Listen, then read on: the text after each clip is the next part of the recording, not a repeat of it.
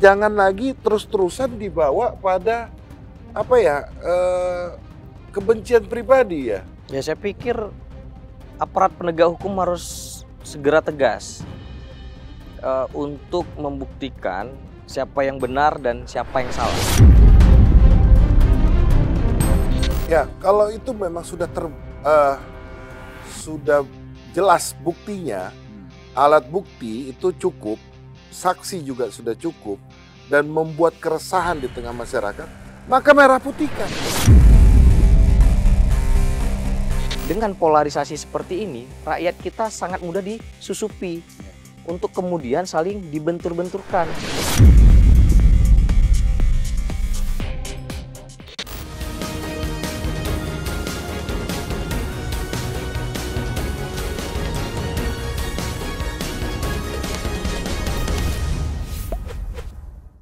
Selamat malam pemirsa, balik lagi kita ke spesial interview dan malam ini lagi-lagi ini dua teman saya nempel mulu pagi kembar bang.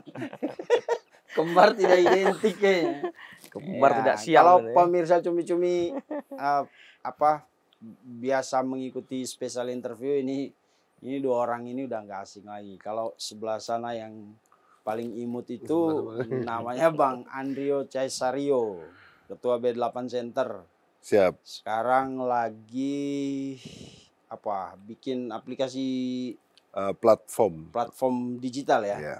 Mau nyaingin YouTube beliau nih. Bukan menyaingi, tapi Mengalahkan YouTube.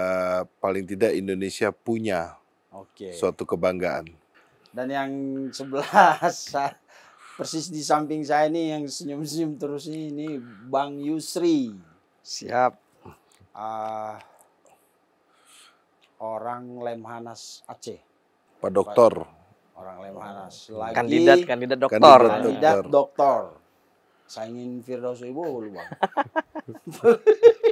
Firdaus lagi kandidat, lagi kejar dokter. Dokter juga ini. Dokter dia. Lupa gue. Ini Bang Yusri sedang melakukan ada sebuah kajian yang mungkin nanti di kesempatan lain kita bisa bahas itu. Tapi masih ada hubungan dengan pertahanan keamanan ya Bang ya. Siap, benar. Oke, makanya mau menghadap Menhankam besok. Enggak. Ya, rencana gitu Bang. Nah, malam ini kita mau ngobrol dengan dua abang ini tentang Roy Suryo CS ditetapkan sebagai tersangka. Kasus ini kan panjang banget dari awal tahun kalau tidak salah. Awal tahun lalu April atau Mei Pak Jokowi melaporkan mereka ke Polda Metro Jaya, diproses di April, Mei, Juni, Juli, Agustus, September, Oktober, November. 8 bulan Bang. Ya. Ya. Mengalahkan pemilu. Mengalahkan ya. Proses pemilu. Lebih dari masa pendaftaran, kampanye dan lain-lain. Kalah. Panjang sekali. Ya. Nah, akhirnya proses hukum itu kemudian naik satu tahap lagi di mana Roy Suryo ada 8 orang ditetapkan sebagai tersangka. Menurut Bang Andrio gimana ini langkah Polda Metro Jaya? Ya. Pertama saya menyampaikan adalah apresiasi kepada para penegak hukum yang berani mengambil suatu langkah kesimpulan untuk menyudahi episode ibaratnya film telenovela ini ya, yang sangat tidak mendidik khususnya bagi bangsa dan negara. Karena ini bukan lagi dalam satu ranah edukasi ke masyarakat tentang pentingnya keterbukaan dan pentingnya kejujuran oleh seorang pemimpin. Bukan itu. Tetapi ini sudah menjadi sentimen pribadi, dendam pribadi yang ditontonkan kepada jutaan masyarakat. Dan itu sangat tidak baik. Artinya ketika ada dendam pribadi, mungkin ya, dendam pribadi seseorang, nggak perlu diheboh-hebohkan dan mengambil mengambil simpati publik yang seolah-olah ini menjadi masalah sosial. Ya, kita sudah tahu bahwa sudah dibeberkan hasilnya forensiknya seperti apa. Dan bahkan Bareskrim sempat memberikan hasil analisisnya seperti apa. Kalaupun butuh kajian selanjutnya, maka dibutuhkan pernyataan khusus atau statement khusus dari akademisi. Apalagi kalau misalkan dari kampusnya yang menyatakan statement-statement tertentu atau menyatakan sikap tertentu bahwa ini asli atau tidak, itu juga sudah dilakukan mungkin. Dan jangan lagi terus-terusan dibawa pada apa ya, kebencian pribadi ya. Menurut saya ini bukan lagi apa pertandingan yang tidak bermutu. Jadi terus-terusan digoreng terus sehingga menimbulkan kebencian kepada masyarakat.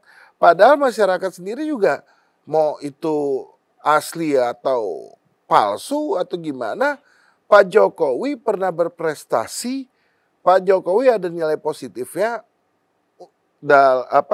semenjak dia menjadi seorang presiden. Nilai negatif dan nilai segala macam biarkanlah proses hukum yang bicara. Ketika proses hukum sudah menyampaikan bahwa ini ijazah asli atau palsunya dan itu sudah disampaikan, ya maka apalagi yang harus digoreng terus-terusan. Menurut saya sih seperti itu. Jadi udah stop informasi-informasi yang tidak edukatif, yang menimbulkan kebencian, menimbulkan propaganda, menimbulkan hal-hal yang menurut saya tidak bermutu. Seperti itu, Om Vincent. Oke. Tidak bermutu, tidak mendidik, nggak ada faedahnya. Menurut Bang Yusri gimana? Ya, kalau menurut saya, Bang Vincent, dari sudut pandang sosial, yang pertama itu bahwa seakan-akan negara kita ini lemah dalam hal penyelesaian yang namanya sangkut marutnya proses ijazah palsu ini. Kenapa? Karena sudah 8 bulan tidak ada titik terang. Itu kan mirip kalau kayak anak hamil itu 9 bulan itu udah lahir gitu kan. Udah melahirkan gitu kira-kira. Nah ini sudah 8 bulan tidak selesai-selesai. Yang pertama kerugiannya apa? Begini. Bisa saja dianggap oleh negara asing bahwa kemampuan aparat penegak hukum kita atau institusi yang terlibat itu gagal. Kenapa gagal? Atau peringkat dia pada peringkat dunia itu menjadi rendah. Kenapa? Karena untuk membuktikan hal yang sederhana, kertas lembar benar atau salah aja, itu membutuhkan waktu 8 bulan. Itu yang pertama harus kita waspadai. Misalnya seorang pasukan khusus itu mampu menyelesaikan pekerjaan dalam waktu singkat, itu dianggap sebuah prestasi. Maka menyelesaikan pekerjaan dalam waktu yang berlarut-larut itu menunjukkan bahwa ketidakmampuan, kan itu menurut saya yang pertama. Kemudian yang kedua, masyarakat mau tidak mau akan diajarkan bahwa ijazah asli tidak asli itu tidak bisa dibuktikan, sehingga muncullah inisiatif, ya udahlah kita beli aja ijazah palsu, toh itu juga nggak bisa dibuktikan dan tidak ada sanksinya dan lain-lain. Itu butuh waktu yang lama, dan kalau nggak ada yang melapor dan begana begini tidak viral juga tidak bisa dibuktikan gitu kan.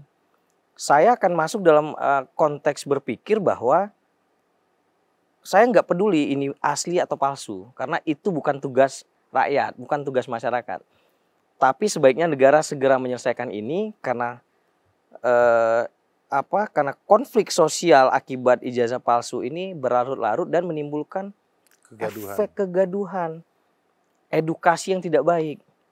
Jadi rating kampus kita misalnya universitas tempat proses kegaduhan misalnya seperti UGM hari ini kan bisa saja menurun karena ada anggapan, ada asumsi, ada persepsi bahwa kampus tersebut memproduksi ijazah yang palsu, kira-kira begitu. Jadi ini kan mengganggu segalanya. Jadi mengganggu kebenaran, mengganggu prestasi dan lain-lain. Ini multiplier efeknya sangat luas itu. Jadi makanya saya pikir bahwa negara harus segera mengambil alih alih untuk menyudahi. Putuskan sesegera mungkin asli atau tidak asli, dan yang terlibat segera hukum. Selesaikan ini sesegera mungkin. Kan kita malu nih sebagai anak bangsa, sebagai masyarakat. Berlarut-larut nggak selesai masalah yang kertas lembar bisa nggak selesai, itu gimana yang kertas 100 lembar gitu. Gitu. Nah, kalau sudut pandang saya sih itu sementara, Bang Vincent. Nah, setelah ini kan kita tidak mau, saya secara pribadi juga setuju kalau ini persoalan ini sudah terlalu mendistorsi ruang publik. Iya. Membuat polusi sosial lah menurut saya, karena semua program ada ini, yang ada berantem, satu belum selesai, satu nyamber ini, bahkan ada yang cekik-cekikan kali di studio TV, studio podcast atau apapun itu ya. Nah, tapi kan kelihatan Roy dan kawan-kawan ini kan tidak berhenti ya, padahal statusnya sudah tersangka. Nah, kalau misalnya kita gak mau gaduh, orang kemudian berpikir mending ditahan aja mereka ini. Ya kan udah tersangka. Kita tidak mau menghakimi Roy Suryo dan lain-lain, tapi kalau ada kecenderungan mengulangi perbuatan yang sama kan konsekuensinya apa? Ini polisi perlu bertindak tegas, tahan aja supaya jangan rusuh atau apa? Menurut Bang Andreo gimana? Ya, kalau itu memang sudah sudah jelas buktinya, alat bukti itu cukup, saksi juga sudah cukup, dan membuat keresahan di tengah masyarakat, maka merah putihkan. Tidak peduli siapa dia. Ini bukan berlaku kepada Roy Suryo saja, tapi kepada siapapun. Artinya supremasi hukum kita berjalan. Tidak seperti dagelan yang menunggu 8 bulan yang tadi dikatakan sahabat saya ini, brother kita ini, bahwa ini seperti ngelebihin dari proses pemilu yang kompleks sekali, adanya gugat-menggugat, adanya seperti apa itu. Sebenarnya sesimpel mungkin, dibuktikan secara forensik, dibuktikan adanya kejelasan atau bukti ini ijazah ini asli atau palsu, dinyatakan bahwa ijazah ini terbukti asli. Nah, kita lihat yang mengadukan ini, yang terus-terusan ini menggembar-gemborkan ini, menimbulkan keresahan terhadap masyarakatnya seperti apa, atau membuat frame yang tidak baik terhadap mantan presiden atau apa. Kalau misalkan memang itu dia sudah cukup membuat gaduh, maka merah putihkan. Tegas. Polisi atau siapapun, jaksa, penegak hukum harus tegas mengambil suatu langkah. Maka yang tadi brother kita ini bilang, bahwa dunia luar menghargai, law enforcement di negara kita bagus. Artinya gini, banyak yang harus lebih penting dibahaskan di ruang publik, dikaji di ruang publik. Kalau Roy Suryo seorang ahli IT, digital segala macam, kenapa nggak ngebahas yang lain sih? Yang contoh Indonesia saat ini lagi ekspansi besar-besaran untuk digitalisasi, kedaulatan digital. Artinya membangun internet sampai pelosok desa. Efek sampingnya apa ketika masyarakat di pelosok desa ini bisa membuka internet secara luas? Dikaji, itu kajian-kajian itu diberikan kepada pemerintah sehingga membawa manfaat-manfaat yang baik. Bukan yang ngurusin ijazah orang, nanti dia ngurusin surat nikah palsu apa enggak, segala macam yang diurusin. Itu kan dendam pribadi, bro. Ini urusannya apa? Urusan pribadi orang, terus diheboh-hebohkan, mencari panggung seolah-olah pahlawan. Sekarang masyarakat juga bisa menilai. Lu cari muka, cari panggung, apa tulus? Kalau emang tulus membela masyarakat, berikanlah edukasi yang masyarakat menerima manfaatnya. Contoh, ada kajian tentang digitalisasi, tentang bagaimana memberikan edukasi kepada masyarakat, memberi pemahaman tentang hukum, pendidikan tentang bagaimana untuk anak-anak remaja ini tidak melakukan kejahatan, bagaimana bikin podcast, bagaimana bikin apalah namanya, streaming, Sehingga isinya yang ditonton masyarakat itu adalah daging, Om Vincent. Ya. Bukan dagelan yang diulang-ulang terus-terusan. Nah, penegak hukum juga harus jelas. Penegak hukum juga harus mengambil suatu sikap. Dan sikap itu adalah apresiasi masyarakat. Ketika dia membuat kegaduhan, membuat ketidaknyamanan di ruang publik, bahkan menimbulkan polemik, merah putihkan. Itu menurut saya. Oke, dan memang kalau dilihat sekilas sih kasus ini kayak sederhana sekali kan. UGM udah bicara dan lain-lain, tapi ditarik sampai kurang lebih 8 bulan baru ada penetapan tersangka. Iya. Tapi mungkin nggak karena kasus ini memang tidak murni sebagai sebuah persoalan hukum, ada campur tangan politik. Kita pernah dengar bahkan Pak Jokowi sendiri kan bilang ada orang besar di belakangnya kan. Mungkin nggak karena ada tarik ulur politik dan lain-lain itu akhirnya penanganan kasusnya secara hukum jadi lambat gitu Pak. Gimana Bang Yusri? Ya menurut saya kasus yang berlarut-larutnya seperti ini sudah pasti ada ada unsur politiknya. Tetapi yang kita sayangkan adalah seolah negara kita itu terjadi kemunduran drastis. Kenapa? Kembali saya sampaikan, untuk membuktikan kertas palsu atau asli aja kita nggak bisa, apalagi uang asli atau palsu. Jangan-jangan selama ini uang yang beredar di negara kita, di masyarakat ini uang palsu lagi. Kenapa? Lah ini kertas aja nggak bisa dibuktikan. Atau jangan-jangan ini ada uang palsu yang beredar juga yang nggak bisa kita buktikan. Kan kita khawatir kenapa kemudian negara kita inflasi atau lain-lain, bisa aja kan nggak menutup kemungkinan beredarnya uang palsu banyak. Uang banyak beredar di masyarakat gitu kan. Jadi nilai uang menurun gitu. Nah itu yang pertama. Nah kembali lagi ke pertanyaan tadi, unsur politik dalam kasus ini pasti ada. Tetapi kembali lagi kita berharap aparat penegak hukum atau negara segera menyelesaikan kasus ini. Jangan berlarut-larut dan negara kita merosot. Kita mestinya udah berbicara 2026. Ini bangsa kita akan buat apa? Menghadapi geopolitik. Di mana itu kalau kita lihat peta nih, Bang Vincent, songklaknya Thailand itu sudah dibelah oleh Cina. Itu untuk jalur kapal.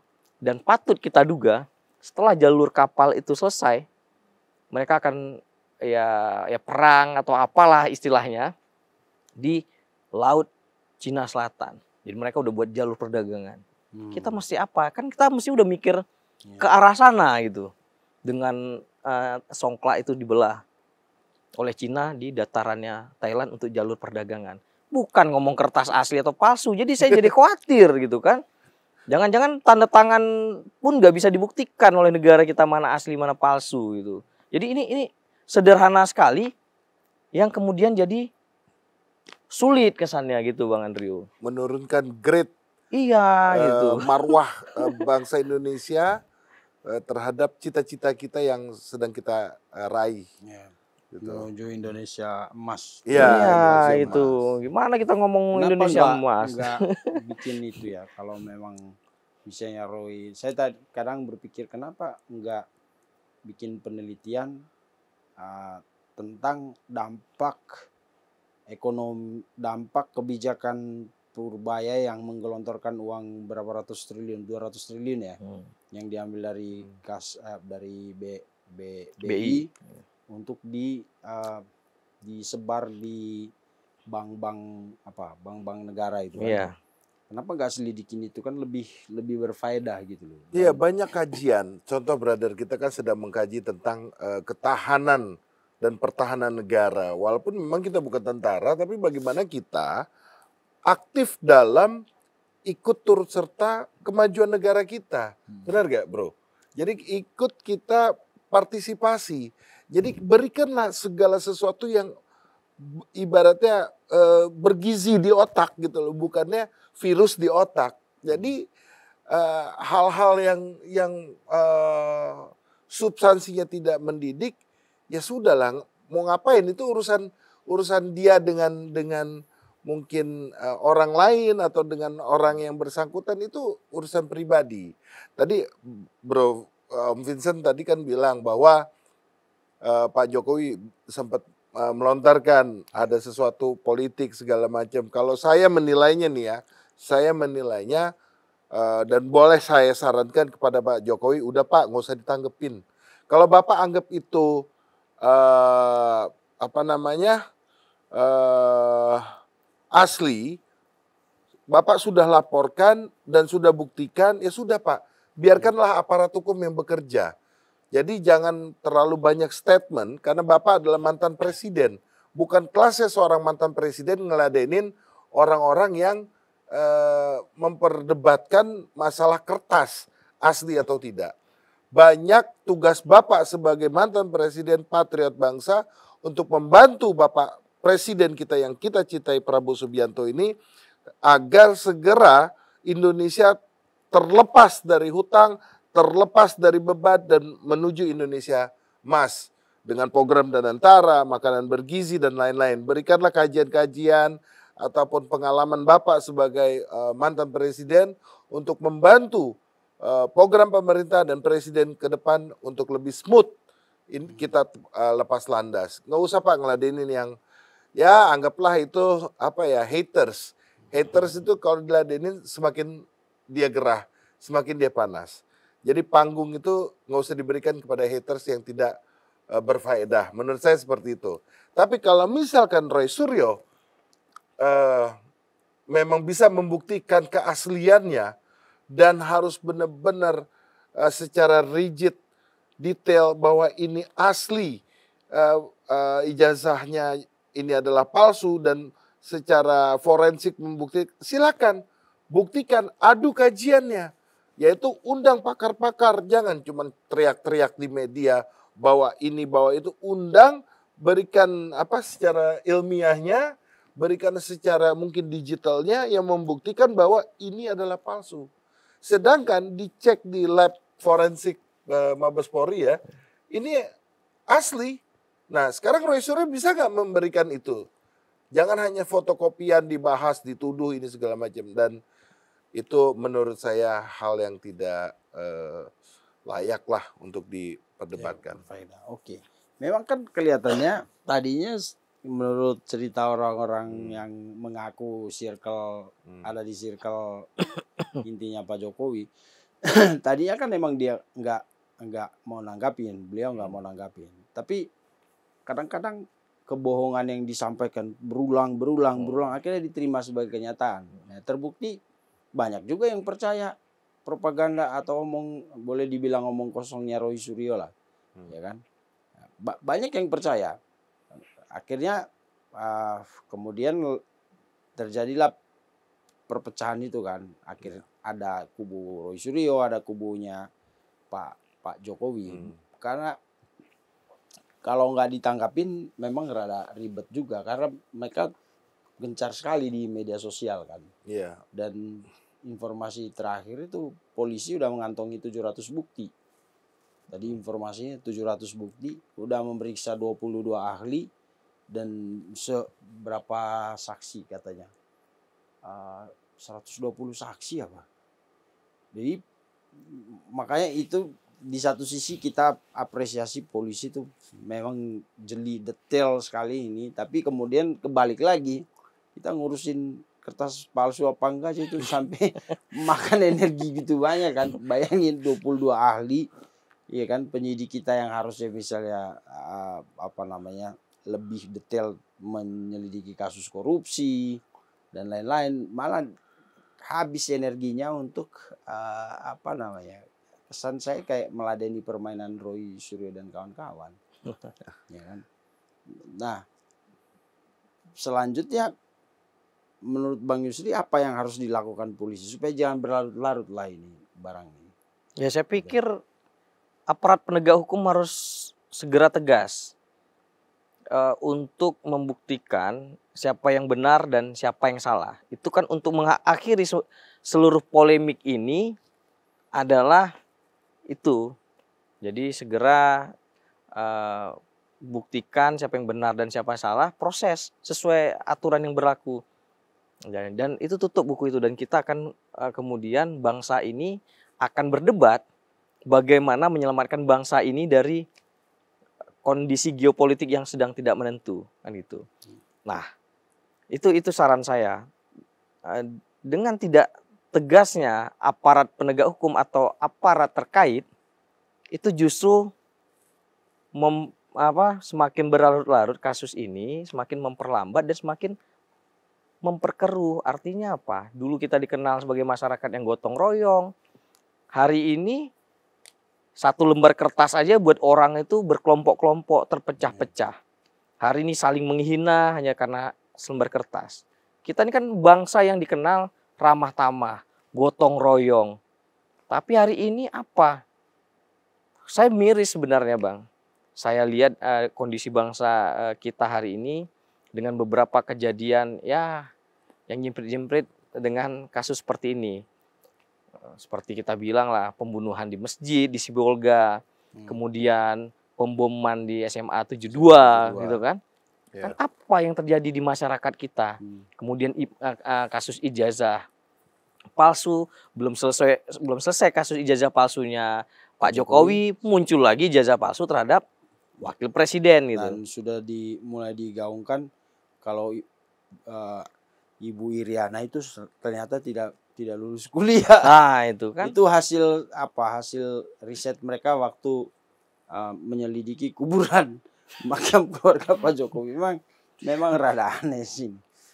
Yang ladino dagelan maksudnya adalah itu sesuatu hal yang tadi saya bilang harusnya kita bahu membahu kompak untuk mendukung presiden kita dalam seluruh program-program yang sangat luar biasa. Nah, jangan juga kita tidak menghargai orang yang sudah bertanam jasa terhadap bangsa Indonesia, mantan presiden. Jangan juga kita karena nilai setitik rusak susu sebelanga. Artinya banyak hal yang baik juga, budi pekerti yang diajarkan oleh mantan-mantan presiden kita. Kita harus hormati itulah dan kita jaga. Baik dan buruknya dia adalah putra dan kader terbaik bangsa Indonesia juga. Artinya dia pernah jadi presiden loh. Ya, artinya dia lebih baik daripada orang yang cuman koar-koar ngebahas ijazah. Ya, intinya begitu. Oke. Jadi tadi Abang bilang apa? Gara-gara telinga ditindik rusak sebelah susu atau itu persepsi berbeda, Om. Tapi agak rumit sih ini karena kita tadinya mau tutup buku kan udahlah nggak usah terlalu banyak buang energi sih. Tapi Roy dan kawan-kawan kayak buka buku baru, lembaran baru ini. Sekarang mereka merasa dikriminalisasi, terus pelan-pelan mereka menggarap ijazah Gibran. Nah, mulai disuara-suarakan lagi dari Solo teman-temannya Ibu Iriana itu nggak lulus kuliah atau nggak pernah kuliah jadi apa ini Bang sebenarnya? Ya saya menghargai gini ya Bang Vincent ya. Saya menghargai upaya masyarakat mengadukan siapapun yang menurut mereka melakukan pelanggaran, silahkan. Silahkan adukan proses, tapi proses itu tidak menggiring opini, melibatkan rakyat sehingga rakyatnya terpolarisasi. Jadi di rakyat ini ada kelompok pendukung, ada kelompok yang tidak mendukung. Makanya saya sampaikan di awal tadi bahwa dengan polarisasi seperti ini, rakyat kita sangat mudah disusupi untuk kemudian saling dibentur-benturkan. Karena hanya ketidaksamaan pemikiran gitu kan. Kan dibilang tuh katanya, sesuatu yang bisa diperdebatkan itu namanya pendapat. Ya silahkan beda pendapat, nggak apa-apa, debat aja. Kalau yang nggak bisa diperdebatkan namanya apa? Doa kan Bang. Sesuatu yang nggak bisa diperdebatkan itu namanya doa. Iya kan, orang mau doa apa aja bukan, silahkan. Nggak boleh didebat. Meminta besok Bang Andrio jadi presiden silahkan, mau jadi menteri kita doakan. Itu. Tapi kalau namanya pendapat, ada yang menganggap ini palsu atau tidak palsu, oke, buktikan. Selama proses pembuktian ya sabar, kasih aparat penegak hukum untuk membuktikan, melakukan tugasnya. Kasih mereka kesempatan untuk bekerja. Jangan kita kuar-kuar menggiring opini, membawa massa, kemudian terjadi polarisasi di masyarakat. Akhirnya yang terjadi apa? Perpecahan di sesama anak bangsa. kekhawatiran kita apa? Disusupi oleh asing untuk mencontohkan bahwa kepercayaan rakyat terhadap pemerintahan ini menjadi menurun. Dampaknya apa? Konflik sosial meningkat karena apa? Kepercayaannya itu menurun terhadap pemerintah. Sehingga apapun yang dikerjakan oleh pemerintah seolah-olah salah, seolah-olah tidak berpihak kepada rakyat. Ini kan multiplier efek dari yang namanya kasus ijazah yang berlarut-larut. Ya. Nah itu. Dan banyak yang bilang udahlah kita nggak usah digiring untuk bahas masalah anak SD, karena menurut banyak orang ini sebenarnya persoalan remeh-temeh yang nggak penting. Tapi sayangnya justru yang ikut berkomentar di situ orang-orang yang berpendidikan semua. Ada Profesor Refli Harun, profesor bukan?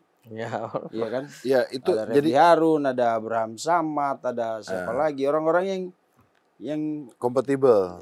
iya, yang menurut kita secara kapasitas tuh harusnya mereka justru ada di bagian yang menjelaskan, meluruskan. Tapi kan kesannya kayak ikut-ikutan harusnya propagandanya Roy Suryo gitu kan. Kita boleh bilang propaganda lah karena terlalu sering itu dibahas di media-media massa besar, bahkan televisi juga, media-media juga pasti butuh rating, saya juga butuh viewers misalnya. Tapi kan ada hal yang kayaknya perlu diberi porsi, ini porsinya besar, di porsi kecil. Bayangkan kasus Roy Suryo itu bisa menutupi masalah keracunan BGN, ya kan, persoalan kereta Wus kemarin yang lagi rame, ya kan? Lalu persoalan TKD, transfer ke daerah yang dipotong 30%, terus ada 15 gubernur yang protes, itu tenggelam semua loh. Kalah seksi sama omongan Roy Suryo bahwa ijazah Jokowi itu palsu.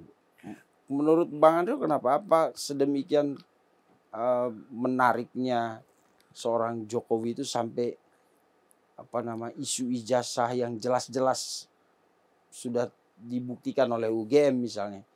Ini karena sosok Pak Jokowi ini memang masih susah dilupakan atau gimana? Ada dua persepsi. Ya, ini kajian saya pribadi ya. Tapi tolong jangan menjadi suatu persepsi publik. Enggak, ini hanya opini pribadi. Pertama adalah aparat penegak hukum harus segera melakukan suatu tindakan untuk men-stop ini semua. Karena kalau ini dibiarkan larut melarut, persepsi kedua akan keluar, yaitu persepsi liar yang memungkinkan apakah sengaja ini panggung diciptakan untuk terus-terusan menaikkan elektabilitas mantan presiden kita. Ya. Atau ketiga, persepsi yang untuk menutupi kasus yang sedang berjalan.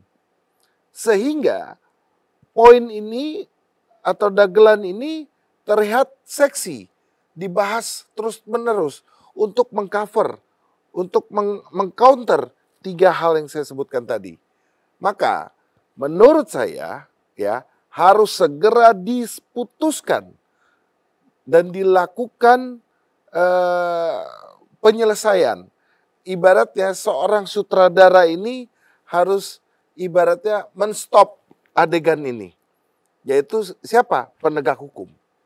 Jangan lagi menjadi persepsi yang liar, jangan lagi nanti akan ada mengembang kemana-mana yang tidak substansional bagi kedaulatan kita, persatuan kita. Jangan lagi ada nanti timbul fitnah. Betul nggak, bro? Jadi menurut saya udah selesaikan aja. Stop. Bila perlu, kalau mereka sudah terbukti bersalah, alat bukti ada, bukti forensik dan lain-lain sudah cukup, temuannya ada, maka silakan tindakannya. Bila perlu merah putihkan, tanpa peduli siapapun dia, mau dia bekas menteri, mau dia bekas anggota TNI, mau siapapun, ketika itu melanggar kedaulatan, melanggar unsur pidana yang dilakukan itu masuk, merah putihkan. Setuju nggak? Jadi Ya, setuju. stop, selesai. Jangan dibiarkan berlarut-larut sehingga ya mohon maaf, saya sebagai pendukung setianya dan benar-benar ibaratnya kita cinta oleh presiden kita jadi terganggu kerjanya gara-gara hal kayak beginian. Masa sih harus memancing seorang presiden turun tangan ngurusin kayak beginian? Aduh, gara-gara masalah selembar kertas. No. Pekerjaan bangsa Indonesia, pekerjaan presiden, pekerjaan pemerintah jauh lebih kompleks, jauh lebih besar. Bagaimana kita bisa melakukan sesuatu yang terbaik dan menghasilkan untuk rakyat Indonesia sesuai arahan Pak Presiden kita, Prabowo Subianto. Okay. Jadi jangan lagi mengotori kabinetnya Pak Prabowo, jangan lagi mengotori pemerintahan Pak Prabowo dengan dagelan seperti ini. Jadi saya mohon segera selesaikan, putuskan, merah putihkan. Kalau memang itu terjadi pidana atau tidaknya, silakan penegak hukum yang akan melakukan. Itu dari saya. Oke. Dan kita pun kalau mengikuti drama, bukan drama sih, maksudnya isu-isu baru yang akan dihembuskan, seperti tadi kita bilang sekarang Gibran, terus pelan-pelan mulai Bu Iriana. Bu Iriana, gelar akademiknya Bu Iriana, kita juga gak akan kelar-kelar gitu ya Bang. Tapi belajar dari proses yang berkaca dari proses yang sangat panjang ini, rekomendasi Abang apa untuk proses hukum Roy Suryo kasus ini supaya ya udahlah selesai aja, gimana? Apa yang harus dilakukan gitu? Rekomendasinya apa? Ya, seperti yang saya sampaikan tadi, bahwa bangsa kita ini kan dikenal sebagai bangsa gotong royong, bangsa yang santun, yang saling memaafkan gitu kan. Jadi artinya kita tetap menghargai kelompok masyarakat yang merasa dirugikan atau ada pengkhianatan lah terhadap rakyat menurut mereka itu. Silakan. Makanya saya bilang sabar, lengkapi bukti, bersidang, buktikan di pengadilan. Tapi kembali saya sampaikan Bang, malu kita sebenarnya. Saya pun sebenarnya ngomong masalah ijazah ini malu. Saya baca berita nih Cina udah bisa buat gedung dalam waktu 3 jam. Rusia nyiptain industri pertahanan yang gila-gilaan. Indonesia ngomongin kertas lembar yang nggak bisa dibuktikan benar atau salah kan. Jadi maksud saya jujur aja nih, malu saya ngomongin ini. Jadi seolah kembali yang saya sampaikan tadi, seolah memang bangsa kita ini memang belum bisa menuju bangsa yang maju gitu. Dan juga gotong royong yang dikenal pada jati diri bangsa Indonesia itu tidak ada lagi. Dan dari sudut pandang asta citanya presiden bahwa penguatan ideologi Pancasila di poin pertama itu juga kan hilang, seolah hilang. Jadi disampaikan pertanyaannya, apa solusinya Bang? Solusi saya ya kembalilah. Ini kan semua ini saling kenal nih, Roy Suryo dan teman-teman ini dan Pak Jokowi dan grupnya Pak Jokowi ini saling kenal, anak bangsa yang bisa membicarakan ini dan bisa diselesaikan ini secara santun. Serahkan ini semua ke aparat penegak hukum. Percayakan bahwa bangsa ini, bahwa negara ini, bahwa Prabowo mampu berlaku adil, mampu menegakkan keadilan. Kan juga kita pahami bahwa hari ini kepolisian sedang reformasi Polri. Kasih kesempatan mereka untuk membuktikan. Percaya. Hari ini aparat penegak hukum hanya butuh rakyat ini percaya bahwa mereka akan melakukan pekerjaannya sesuai fakta dan bukti yang ada gitu. Jadi solusinya ya legowo lah. Sabar, udah nggak usah keluar-keluar di luar, tunggu proses. Kita hargai. Jangan nanti kalau kita misalnya nggak beri kesempatan mereka, dianggap wah ada pelanggaran dan kita membiarkan. Berarti kita sama aja menjerumuskan bangsa ini kepada kemunduran gitu kan. Enggak. Saya mendukung pelaporan, proses hukum, silakan. Tapi tolong cara-caranya dibenahi. Nah, itu caranya, bukan prosesnya, tapi caranya, sopan santunnya, perdebatan, perpecahan, penggiringan opini, udah ada istilah lagi sekarang kriminalisasi gitu kan, dan lain-lain. Akhirnya apa? Semua orang akan mencari posisi untuk membela diri. Apa yang terjadi? Itu saya jujur nih Bang Vincent, Bang Andrew, malu saya ngomongin ijazah ini. Saya senengnya tuh, gimana nih pesawat barunya TNI AU, seru gitu kan. Gimana nih teknologinya Cina, bagaimana gitu. Nah, itu. Tapi ketika kita ngomongin ijazah ini kan, ya seperti yang Bang Andrew sampaikan, murni kemunduran yang nggak mampu kita buktikan sampai dengan hari ini, yang nggak mampu kita selesaikan, yang berlarut-larut gitu. Kita 2000 ini udah berada di penghujung tahun, kita akan menghadapi 2026, 2027 di mana prediksi para ekonom dunia bahwa akan terjadi apa istilahnya krisis di rentan waktu 2026 dan 2027. Harusnya kita berpikir keras, bertarung, berdebat, mendukung pemerintah untuk membantu pemerintah membawa Indonesia ini ke arah kebijakan ekonomi yang baik dan benar. Kita perdebatkan dalam hal itu gitu maksud saya. Bukan ijazah lembar sekertas. Ya itu biar anak-anak kita aja lah yang bahas tuh ijazah benar atau tidak gitu kan.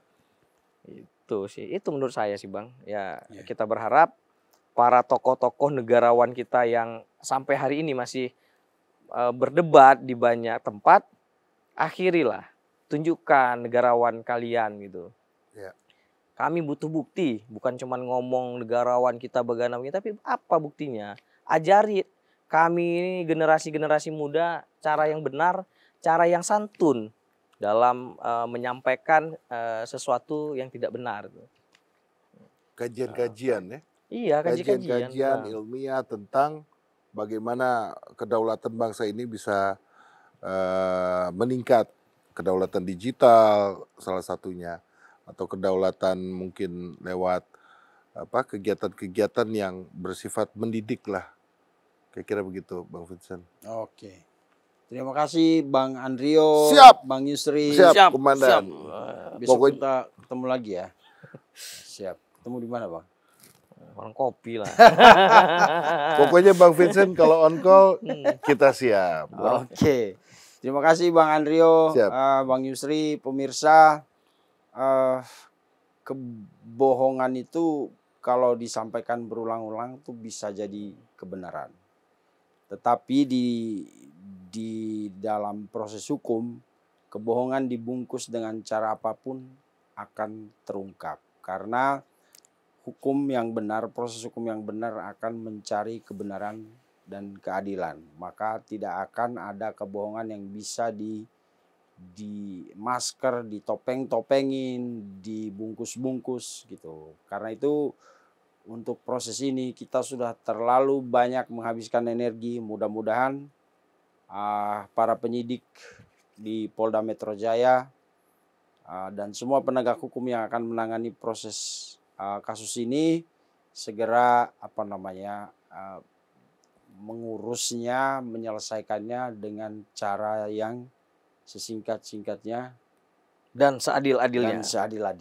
Dan sebenar-benarnya. Ya, karena kita sudah terus terang aja sudah muak dengan isu ijazah palsu ini ya Bang ya.